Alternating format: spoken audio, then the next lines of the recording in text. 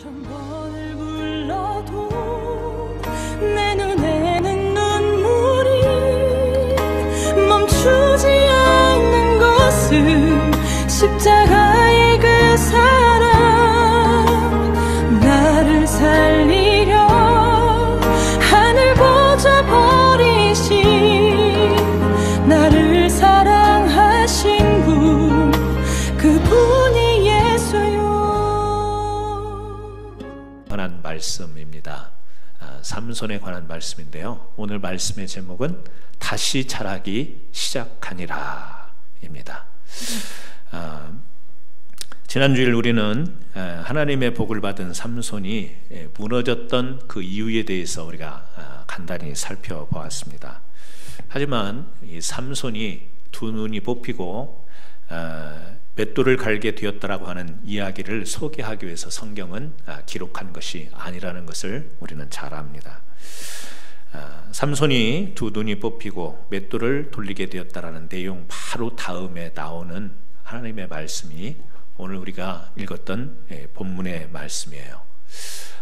16장 22절인데 제가 21절부터 다시 한번 읽어드리겠습니다. 블레셋 사람들이 그를 붙잡아 그의 눈을 빼고 끌고 가사에 데려가 노줄로 매고 그에게 옥에서 맷돌을 돌리게 하였더라. 비극이죠. 하나님의 사사로 부름을 받고 그 큰 힘과 능력으로 이 하나님 앞에 쓰임을 받아야 했던 이 삼손이 이제 그야말로 비극에 가까운 이제 인생의 말로에 이르는 그 상황에 놓이게 됐어요. 그런데 바로 뒤에 22절에서 그의 머리털이 밀린 후에 다시 자라기 시작하니라, 이렇게 말씀을 하고 있습니다.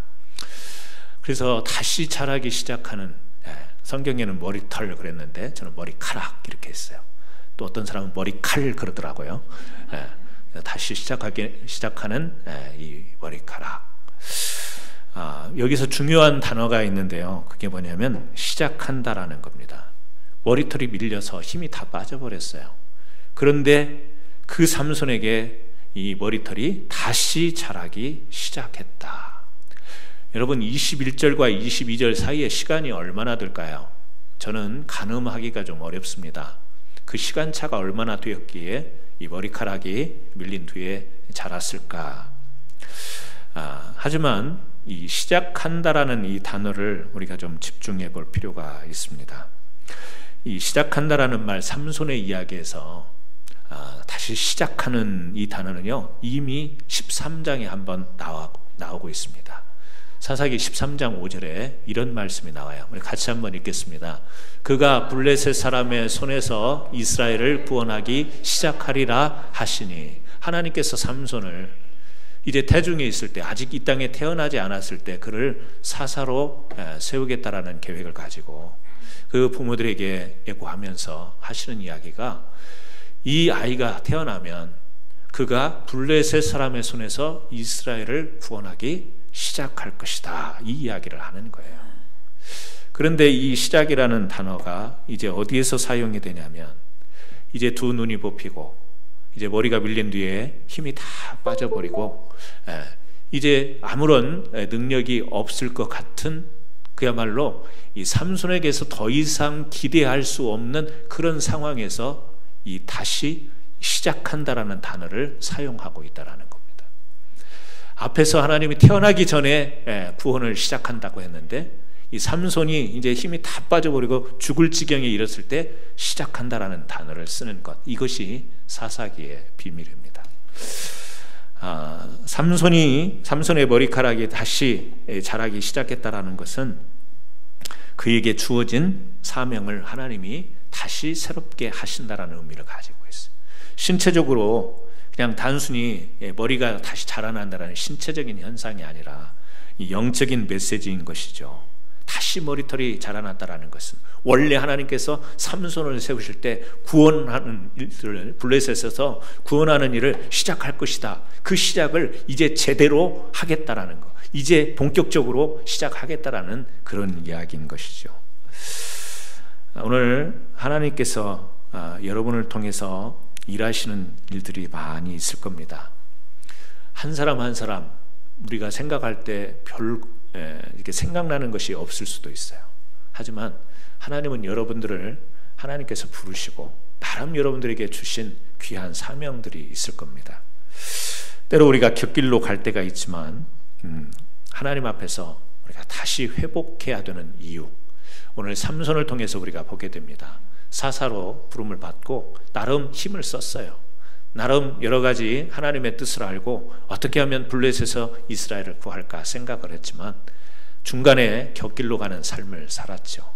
하지만 이제 그가 많은 것을 잃어버리고 힘이 다 빠진 후에 다시 하나님이 그를 붙잡아서 회복시키며 그 사사의 일을 그 마지막 순간에 감당하도록 하는 모습을 우리가 보게 됩니다.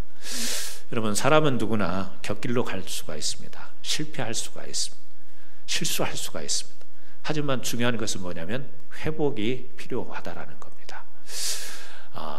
이 리더스 다이제스트에 실패에 맞서 싸우는 5가지 방법이라는 그런 내용이 실린 적이 있습니다. 실패에 맞서 싸우는 5가지 방법. 사람이 실수하잖아요. 또 실패도 합니다. 그때 우리는 어떤 자세를 가지고 회복하고 극복해야 되는가, 미리 우리가 예방하는 차원도 되겠고요. 또 사후에 수습하는 차원도 되겠는데, 첫째는 실패라는 단어 대신 시행착오라는 말을 사용하라. 희망적 언어를 사용해서 비록 실패 가운데 있지만 그것을 극복할 수 있는, 그러니까 실패라는 것을 너무 크게 여기지 말고 시행착오, 뭔가 잠깐 잘못한 것으로 여긴다면 다시 도전할 수 있는 그런 힘이 우리에게 주어진다는 거겠죠. 두 번째는요, 마지막이라는 생각을 버려라. 나는 끝났어, 끝장이야, 마지막, 이런 말을 하지 말고요, 생각을 하지 말고 다시 도전할 기회는 우리 삶 가운데 늘 주어지기 때문에 다시 기회가 올 거야, 이런 마음을 가지라는 겁니다. 세 번째는요, 자신을 실패자로 비하하지 말라는 거예요. 자기 자신을 낮추는 거죠. 낮추는 겁니다.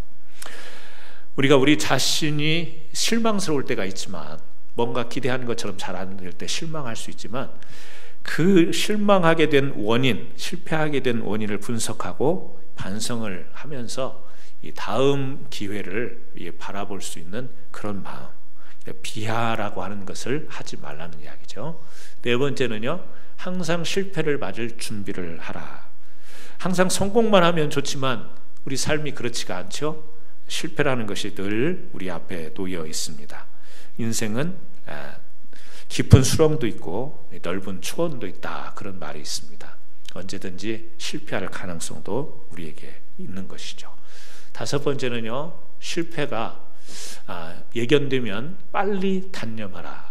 눈에 훤히 이것이 아니다라고 보이는데도 우리가 불필요한 자존심 때문에 아니면 고집 때문에 그런 것을 단념하지 못하고 계속 끌어가다가 더 아픈 실패를 경험하게 된다는 거죠.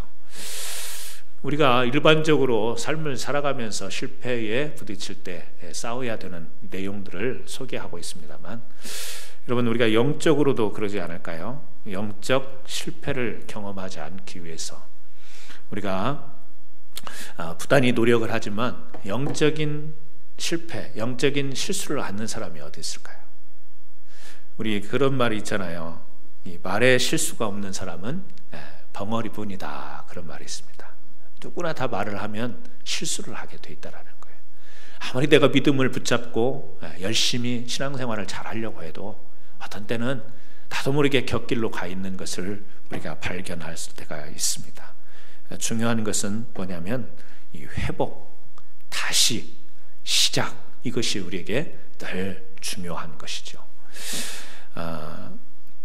여러분에게 오늘 이 말씀을 보면서 다시 자라나기 시작해야 될 부분은 무엇인가 한번 생각해 보는 시간이 됐으면 좋겠습니다. 우리의 신앙 가운데 점검이라고 하는 것은 때로는 이것이 아픈 것이 될 수도 있습니다. 잘못하고 실수하고 실패하는 것을 우리가 드러낸다라는 것이 그렇게 우리가 원하는 것이 아니에요. 그래서 누가 바른 말을 하면, 누가 나에게 바른 말을 하면 그것을 고맙게 여겨야 되는데, 고마운 것은 이성이고 감정으로는 뭐죠? 미워져요.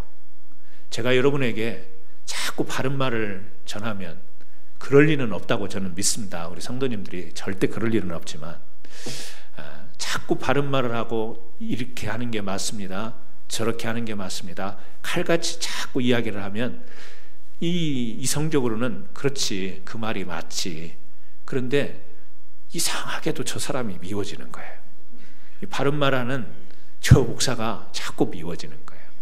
여러분 이해되시죠? 제가 지금 드리는 말씀 이해가 되죠?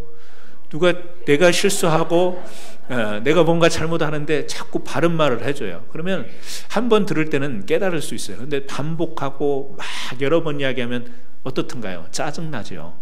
바른 말인데 짜증나고 바른 말을 해주는 사람이 자꾸 미워지는 거예요. 그래서 이 강단에서도 여러분들에게 적당히 이야기를 해야지 아멘 하면서도 목사가 막 미운 때가 있어요. 알아듣는다니까 아멘 했잖아. 근데 왜 자꾸 이야기해? 막 속으로 거부감이 이렇게 드는 것이 있어요. 그렇습니다. 여러분, 우리에게 다시 자라나야 될 부분, 어떻게 보면 우리 스스로를 한번 지적해 볼 수 있는, 지적이라기보다는 살필 수 있는 그런 것이 됐으면 좋겠습니다. 왜요?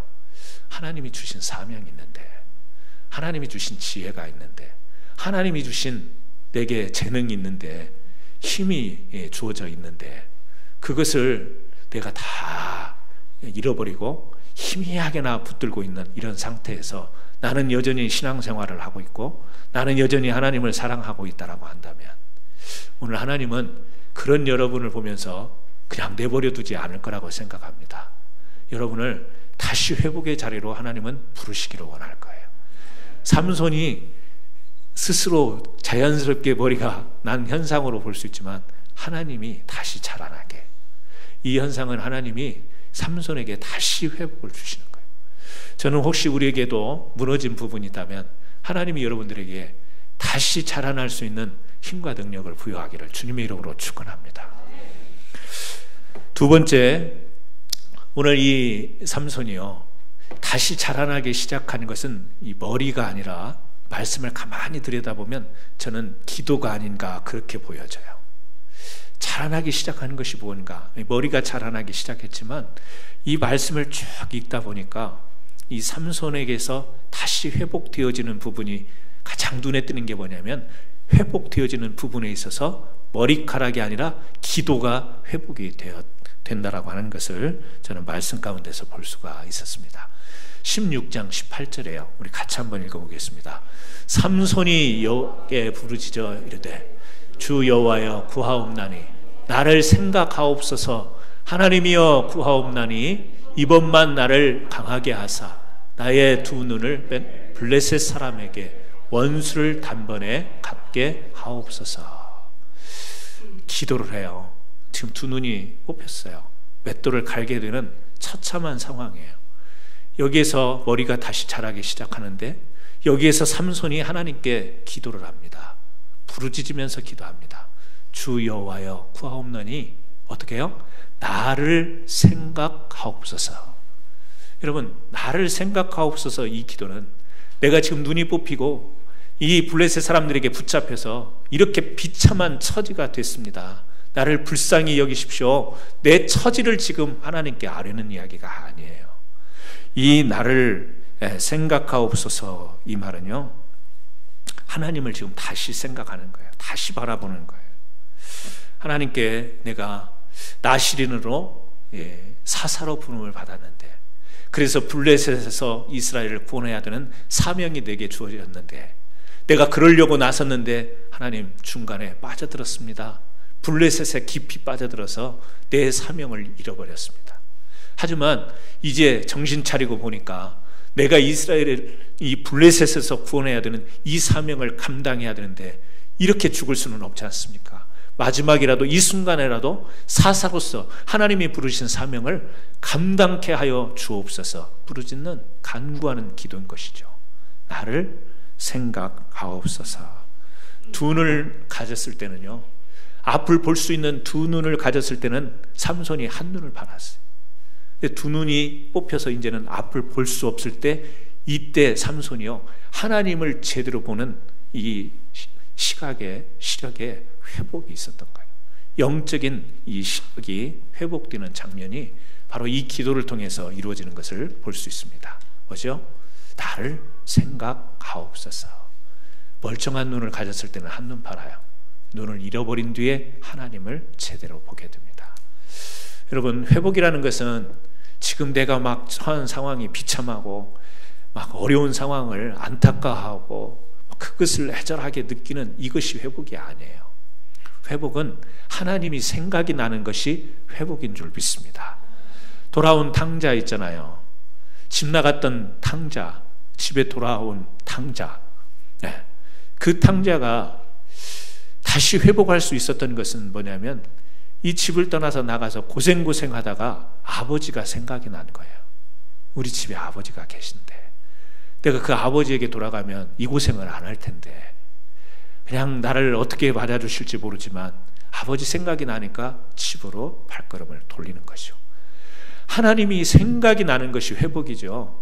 아이고, 내가 이렇게 살다가 곁길로 갔다가 지금 이런 비참한 처지가 됐네. 그것을 후회하고 그것을 아파하는 그 자체가 회복이 아니라는 사실. 회복은 하나님이 생각이 나야 됩니다.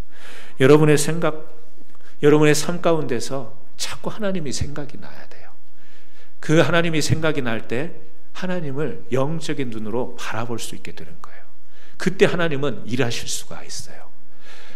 비록 늦은 것 같지만, 비록 실수하고 곁길로 간 것 같지만, 하나님이 생각이 나고 하나님이 보일 때, 여러분, 그때 하나님은 여러분을 통해서 다시 일하실 수가 있습니다.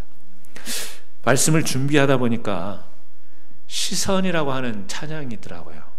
전에도 이렇게 듣긴 들었지만 그렇게 의미 깊게 듣지는 않았는데, 이번에 말씀을 준비하면서 어떻게 이게 다 굉장히 연결이 되고 일치가 된다, 그런 느낌을 받았어요.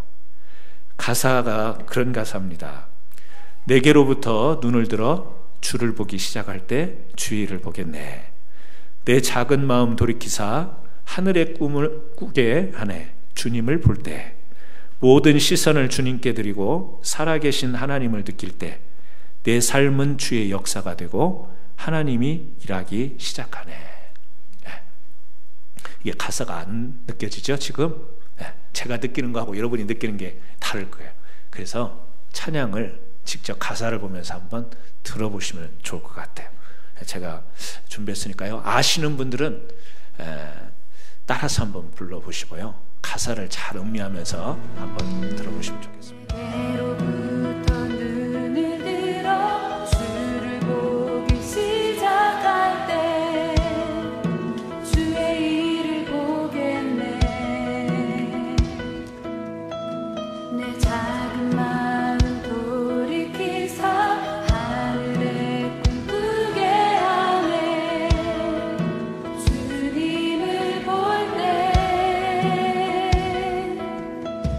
내게로부터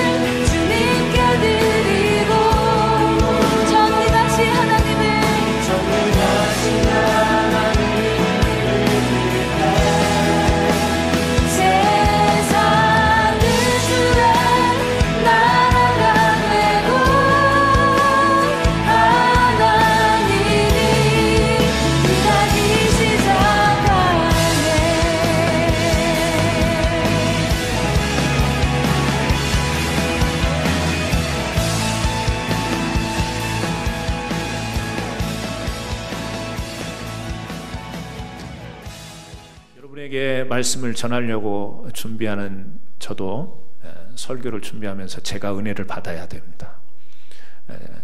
이 설교를 준비하면서 저 찬양을 몇십 번 들었는지 모르겠어요.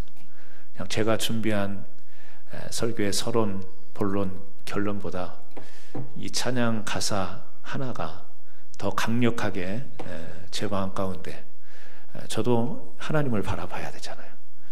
저도 하나님께 시선을 고정하고 하나님께 우리 내 생각을 이렇게 맞춰야 또 제가 영적으로 목회를 감당할 수 있잖아요. 참 제가 이번 말씀을 준비하면서 제 스스로가 은혜를 받았는데요. 이 찬양의 가사 가운데 내게로부터 눈을 들어 주를 보기 시작할 때 네 가지를 이야기하더라고요. 하나는 주의 일이 눈에 보인다. 주님을 바라볼 때, 시선을 하나님께 둘 때, 그때 주님의 일이 보인다라는 거예요. 하나님이 생각이 나지 않으면, 하나님께 시선을 두지 아니하면 자꾸 뭐가 보이죠? 내 일만 보이는 거예요. 삶의 일만 보이는 거예요. 학교의 일, 직장 일, 먹고 사는 일, 가정의 일, 자식들, 이런 것만 자꾸 눈에 보이는데, 하나님을 생각하면서 하나님을 보니까 주님의 일이 보인다. 두 번째는요, 우리 마음의 비전. 내 작은 마음 돌이켜서 하늘에 꿈꾸게 하네. 하나님이 마음을 돌이켜서, 하나님을 자꾸 생각하고 보면 우리의 마음을 돌이켜서 하늘을 꿈꾸게 하는 비전을 보게 하신다. 이 가사가 있고요. 또 하나는 하나님께 시선을, 주님께 시선을 드리면 우리의 삶은 주의 역사가 되고, 그냥 내 개인적인 삶을 살아가는 것 같지만 뭐죠? 주님의 역사를 이루는 삶을 살아간다라는 것. 굉장히 강력한 말이라고 생각합니다. 네 번째는요, 내가 시선을 주님께 드릴 때 하나님이 일하기 시작하네. 하나님이 일하기 시작하네. 삼손을 보세요. 주님이 보이지 않고 이제 들릴라의 무릎에서 잠이 들고 막 깊게 빠져버렸잖아요. 블레셋 여인에게 빠졌을 때 하나님이 생각나지 않습니다. 하나님이 보이지 않으니까 지금 자기가 무슨 일을 해야 되는가 보이지 않는 거예요. 비전이 사라지는 겁니다. 역사가 일어나지 않고 자기의 능력마저 빼앗겨 버려요. 그런데 하나님께서 다시금 이 머리가 자라나게 하면서 이 삼손에게 회복을 주니까 하나님이 번쩍 생각이 나는 거예요. 그래서 하나님, 나를 생각하옵소서, 이 기도를 드리는 거잖아요. 이 기도를 드리고 나서 그 이후의 이야기가 짧게 28절부터 31절까지 소개가 되고 있습니다. 여러분, 하나님이 보일 때 하나님이 일하시는 줄 믿습니다. 우리 교회가 시선이 우리에게 서로 향하는 것은 돌봄이요 사랑의 교제지만, 정말 살아계신 하나님을 향해 우리 교회가 시선이 향해질 때 하나님이 우리 교회를 통해서 일하실 줄 믿습니다. 주의 역사가 이루어질 거라고 저는 믿습니다. 삼손이 나를 생각하옵소서라고 기도하죠. 저는 오늘 우리 사랑하는 성도 여러분들께서 믿음 생활과 또 삶을 잘 다스려 나가시지만 이 기도가 한번 있기를 바랍니다. 하나님, 나를 생각하옵소서. 내 처지를 생각하옵소서, 이거 아니고요. 내가 지금 이렇게 된 것을 좀 봐주십시오, 이런 기도가 아니라, 하나님, 내가 하나님의 부르심의 사명을 혹시 놓치고 있지는 않는가? 지금이라도 회복하여서, 지금이라도 다시 일어나서, 지금이라도 그 하나님의 역사를 이루는 일에 참여할 수 있는 믿음 주십시오. 마음 주십시오. 그 영적인 눈을 주십시오. 가정도 소중합니다. 먹고 사는 것도 중요하고 내 삶에 중요한 것들이 많이 있지만 그것에 눌려서 그동안 하나님이 내게 주셨던 그 사명을 놓치고 있는 부분이 있다면 하나님, 나를 생각하셔서 이것이 생각나게 하옵소서 라고 오늘 예배 드리면서 찬양하면서든지 기도하면서든지 하나님, 나를 생각하옵소서, 그 짧은 한마디지만 여기에 여러분들이 회복하고자 하는 그 마음을 담아서 한번 기도 드리시기를 주님의 이름으로 축원드립니다. 세 번째요, 우리가 이 말씀을 보면서 우리는 다시 회복된 삼손의 능력을 보게 됩니다. 사사기 16장 30절이에요. 같이 한번 읽겠습니다. 삼손이 죽을 때에 죽인 자가 살았을 때에 죽인 자보다 더욱 많았더라.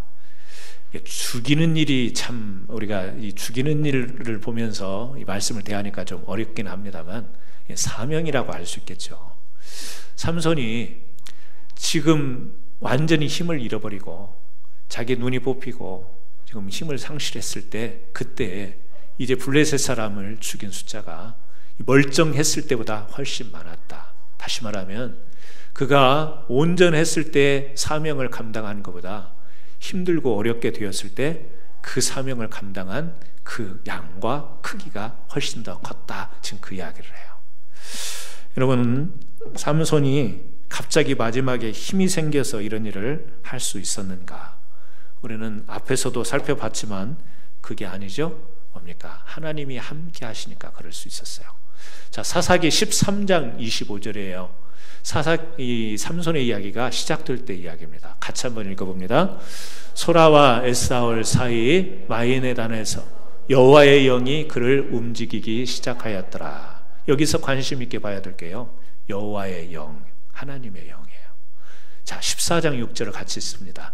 여호와의 영이 삼손에게 강하게 임하니 그가 손에 아무것도 없이 그 사자를 염소 새끼를 찢는 것 같이 찢었으나. 여러분, 이 삼손의 이야기 잘 알잖아요. 사자를 맨손으로 이렇게. 그래서 요즘에는 컴퓨터에서 우리가 검색을 잘 해볼 수 있으니까 삼손 그리고 사자 누르면요, 그림 이미지가 떠요. 만화 그림 같은 거, 영화의 한 장면 하는데 사자의 입을 삼손이 찢는 장면이 이렇게 나와요. 이게 아무리 힘이 강했지만 정말 이 사자를 할 수 있었을까? 저는 삼손이 그럴 사람이 아니라고 봐요. 그럴 수가 없는 사람이라고 봐요. 그런데 뭐죠? 정답은 여호와의 영이 임함으로. 여러분이 실험하고자 저를 캔사스 동물원으로 데려가서, 목사님 믿음 좋으니까 한번 사자 굴에 들어가 보십시오. 제가 들어갈 수 있습니까? 없습니까? 미쳤어요? 들어가게? 절대 들어가지 않습니다. 여러분이 목사님이 거기 들어갔다 나오면 어떻게 하겠습니다, 조건을 걸어서 들어가라고 해도 제가 절대 들어가지 않습니다. 그런데 하나님의 영이 임하면 들어가야 되겠습니까? 아니요? 하나님의 영이 임하면 들어가야죠. 하나님의 영이 임하면 들어가면 죽지 않고 사자를 쳐도 삼손같이 찢어 죽이고 나올 수 있어. 죽일 수 있어. 그러나 하나님의 영이, 하나님이 시키지 않는 일. 뭐하러 저를 캔사스 동물원에 사자굴에 넣겠어요 지금? 설교하고 전도하고 일도 바쁜데 그러겠어요? 하나님이 필요로 하시고 하나님이 사명자로 세우시고 하나님이 영을 부어주시면 어떤 일이든 할 수 있게 되는 줄로 믿습니다. 우리가 무모한 신앙은 뭐냐면 하나님의 영이 임하지 않는데 내가 하나님의 영이 임한 것 같은 느낌으로 일 저지를 때 거기에서요 부작용이 생기는 거예요. 우리가 이렇게 이야기하니까, 사자를 비유해서 이야기하니까 그렇지만 오늘날 이 잘못된 믿음과 신앙 때문에 이단들에게서, 또 이단은 아닌데도 불구하고 이런 현상들이 얼마나 많은 줄 아십니까? 하나님의 영이 임하지 않았고 하나님이 지시하지 않고 성령이 지시하지 않았는데 내가 그런 느낌 가지고 나가서 사자굴에 뛰어들다가 사자 밥이 되는 경우. 여러분, 이런 일들이 있어요. 중요한 건 뭐냐? 하나님의 영이 임하셔야 된다는 거예요. 자, 또 14장 19절 같이 한번 읽습니다. 여호와의 영이 삼손에게 갑자기 임하심에 삼손이 습원에 내려가서 그곳 사람 30명을 쳐 죽이고. 여호와의 영이 임하셨을 때 블레셋에 내려가서 그곳 사람을 물리쳤다라는 이야기가 나옵니다. 또 15장 14절 같이 읽습니다. 여호와의 영이 삼손에게 갑자기 임하심에 그의 발 위에 밧줄이 불탄 삼과 같이 그의 결박되었던 손에서 떨어진지라. 결박했잖아요. 묶였잖아요. 삼줄로 묶였는데 하나님의 영이 갑자기 임하니까 그것이요 힘을 조금만 우두둑 하면서 다 풀리고 묶였던 것이 떨어지는 것을 볼 수가 있습니다. 하나님의 영이 임할 때 삼손이 이와 같은 지혜자요 능력의 사람이 될 수 있었던 거예요. 삼손이라고 하는 그 사람 자체는 모르겠어요. 등치는 얼마나 컸는지. 뭐 근육은 얼마나 있었는지는 모르겠어요. 하지만 그 힘의 근원은 여호와의 영이었다라는 사실이에요. 오늘 우리가 살아가는 삶의 힘은 여호와의 영인 줄 믿으시기를 바랍니다. 하나님의 영. 그래서 예배 드리면서 우리의 영이 하나님의 영으로 회복되어지는 거죠. 부르신 하나님께서 우리로 하여금 당신의 영을 계속해서 부여하시고 우리로 그 힘에 이끌려서 살아가도록 인도하여 주시는 것이죠. 삼손이 지혜가 있었고 힘이 센 사람이었습니다. 타고난 것이라고도 볼 수 있었을지는 모르겠지만 우리가 성경에서 지금 한 구절이 아니죠. 4절에서 계속, 다시 말하면 삼손에 관한 사사기 4장 가운데서 계속 반복되는 이야기는 뭐냐면 여호와의 영이 삼손을 앞에서 지도하고 인도했다라는 것을 우리가 볼 수 있습니다. 하나님의 영이 임하지 않으면 사람이 자꾸 결박을 당해요. 삼손이 이 들릴라의 무릎에서 자꾸 잠에 드니까 거기에 결박을 당했잖아요. 이 들릴라라는 여인은 이 세상의 실체예요. 결박을 합니다. 신앙에 잠을 자는 사람의 특징은 뭐냐면 자꾸 묶인다라는 거예요. 누가 한마디 했는데 거기에 묶여가지고 사람이 막 어떻게 할 줄은 몰라요. 감정이 미워지고 관계가 흐트러지고 자꾸 묶여요. 어떤 일이 생기면 거기에 묶여서 벗어나지를 못합니다. 염려와 걱정과 근심으로 묶여서 헤어나오지를 못해요. 영적으로 우리가 침체하고 영적으로 잠을 자면 묶이는 삶을 산다, 이렇게 이야기를 해도 과언이 아니라는 사실. 중요한 것은 뭐냐면 여호와의 영, 하나님의 영이 우리로 하여금 깨어나게 하시는, 하나님의 영은 잠들게 하지 않습니다. 영적으로 침체하지 않게. 하나님 생각하는데 어떻게 다른 생각을 해요? 하나님 바라보는데 다른 것을 보면서도 하나님을 통해서 다른 것을 보지요. 다른 것이 눈에 1차적으로 보이는 게 아니에요. 1차적으로는 하나님이 보이고 그 하나님의 시선으로 세상을 해석하고 바라보게 되기 때문에 깨어있고, 깨어있는 자는 하나님의 일을 그 동참하고 그 일에 우리가 쓰임받게 된다는 사실입니다. 그래서 이 삼손이 지금 이 그림 한 장은 띄었는데요, 2기둥이에요. 이 2기둥, 눈이 빠져 있고 눈이 빠졌고요. 이 머리는 어떻게 됐는지 모르겠어요. 이건 그림이니까 여러분 이거를 막 진리처럼 바라보지는 마시기 바랍니다. 이 성경에 기록이 되어 있는데 삼손이 기도를 하잖아요. 나를 강하게 하사 나의 두 눈을 뺀 블레셋 사람에게 원수를 단번에 갚게 하옵소서 하고, 이 사람들이 삼손을 불러다가 이 자기네들이 이제 그 삼손을 아주 경계하고 두려워하고 무서워했는데 이 들릴라의 꼬임에 빠져가지고 이 힘을 상실해버린 이 삼손을 붙잡게 되니까 그를 데려고 가서 자기네들이 믿는 신 다곤에게 제사를 드린 뒤에 놀림감으로 데려다가 막 축제를 열어요. 잔치를 벌입니다. 그리고 이 성경에 보니까 제주를 부르게 한다고 하는데 이 삼손을 조롱하면서 그 삼손의 모습을 보면서 잔치를 지금 여는 장면이에요. 성경에는 이 사람들이 모인 곳을 집이라고 했는데 아마 집이 아니고 무슨 연회장 같은 어떤 그런 시설이 아니었을까. 네, 여러분, 삼손이 이 기도를 하고 삼손이 이 집을 버틴 2기둥 가운데 하나는 왼손으로 하나는 오른손으로 껴서 의지하고 이것을 앞으로 넘어졌. 그러니까 그 기둥이 함께 무너졌어요. 그 기둥 위에 있었던 사람이 성경에 보니까 몇 명이요? 3,000명이었다. 그러니까 3,000명이 그 지붕 위에 올라갈 정도면 이 규모가 얼마나 컸는지를 알 수 있겠죠. 삼손이 마지막에 기도를 하고 껴안고 기둥을 무너뜨리면서 그곳에 있던 블레셋 사람들을 멸하는 장면. 그래서 마지막 삼손 이야기의 결론을 이렇게 사사기는 결론을 내립니다. 같이 한번 읽습니다. 삼손이 이스라엘의 사사로 20년 동안 지냈더라. 마지막을 뭐라고 이야기해요? 삼손은 사사였다, 그렇게 이야기해요. 눈이 빠졌잖아요. 머리가 밀렸잖아요. 힘이 다 빠졌었잖아요. 이 여인에게, 블레셋 여인들에게 3번이나 빠졌잖아요. 실수했잖아요. 나시린으로서 해서는 안 될 일을 했잖아요. 사사로서 이 명예에 먹칠을 했잖아요. 그런데 결론은 뭐냐? 삼손은 사사였다. 성경은 그렇게 이야기를 해요. 왜 그랬어? 왜 이렇게 이야기를 할 수 있었을까요? 중요한 것은 회복이었어요. 하나님이 다시 시작할 수 있는 회복. 하나님이 태어나기 전부터 블레셋에서 이스라엘을 구원할 자로 하나님이 그 구원을 시작하겠다고 한 약속을 하나님께서 이 삼손을 회복케 하시면서 그 약속을 이루신 거예요. 오늘 우리가 삼손의 이야기를 통해서 우리가 두 가지 생각해 봤으면 좋겠습니다. 하나는 우리도 모르는 사이에 내가 영적인 침체를 겪고 있지는 않는가? 나는 어느 들릴라 무릎에 누워서 지금 잠에 들어 있는가? 나는 절대 그렇지 않습니다. 나는 침체되지 않았습니다. 그럴 수도 있습니다. 하지만 어느 부분에선가 잘려나간 부분이 있지는 않는가? 한번 돌이켜보시면서 아까 우리가 같이 생각했죠? 우리가 다시 자라나야 될 회복의 부분은 어떤 것인가?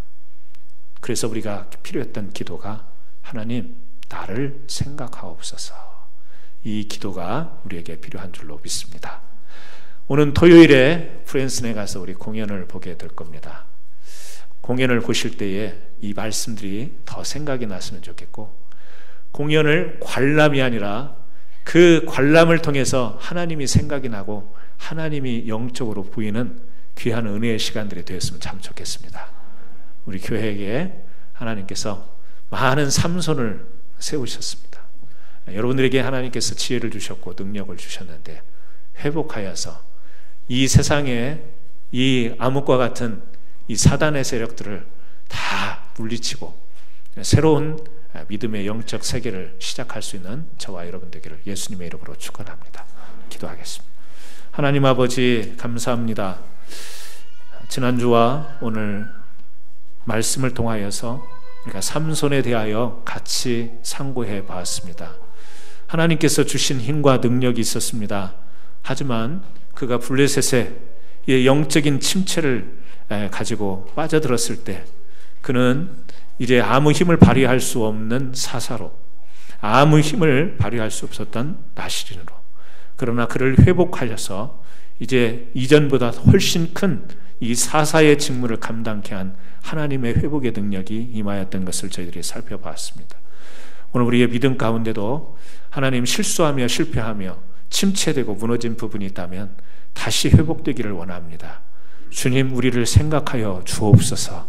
그래서 우리에게 하나님께서 부여하신 그 귀한 사명을 다시 붙잡고 일어나서 영적으로 승리하는, 그리고 사명을 감당하는 귀한 믿음의 사람들 되게 하여 주옵소서. 예수님의 이름으로 기도드리옵나이다. 아멘.